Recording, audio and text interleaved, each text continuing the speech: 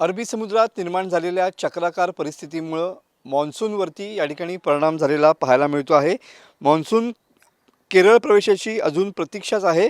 आता 1 जूनपर्यंत मान्सून केरळमध्ये दाखल होण्याची शक्यता हवामान विभागाने वर्तवलेली आहे।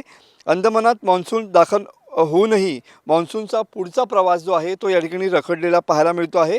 त्यासाठी अरबी समुद्रामध्ये काही दिवसांपूर्वी अनुकूल असं वातावरण निर्माण झालेलं होतं। मात्र आता पुन्हा एकदा अरबी समुद्रामध्ये या ठिकाणी चक्राकार परिस्थितीमुळे या ठिकाणी मान्सूनच्या वाटचालीवरती परिणाम झालेला पाहायला मिळतोय। मे महिन्याच्या शेवटचे दिवस हे आता त्यामुळे अधिक तापमानाचे असणार आहेत आणि त्याचप्रमाणे सध्या हवेतील आर्द्रता देखील कोकण किनारपट्टीवरती वाढलेली आहे। हवेतील आर्द्रता वाढल्याने कोकणवासीय या ठिकाणी घामाघूम होताना पाहायला मिळत आहेत।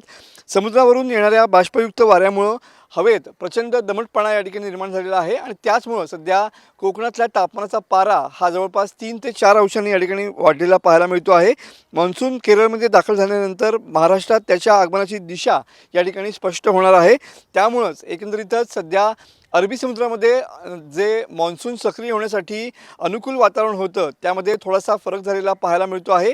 अरबी समुद्रात निर्माण झालेल्या चक्राकार वाऱ्यामुळे या ठिकाणी मान्सून आगमनाची जी तारीख आहे ती पुढे जाऊ शकते आणि त्याचमुळे केरळमध्ये मान्सून आल्यानंतर आता महाराष्ट्रात केव्हा मान्सून येईल याची दिशा यानंतरच ठरणारा पाहायला मिळणार आहे।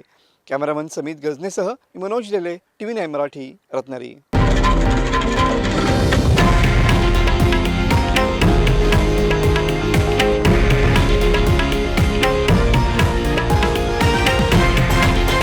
हे आहे देशातील नंबर 1 न्यूज नेटवर्क आणि आपण पाहत आहात TV9 मराठी, एकमेव।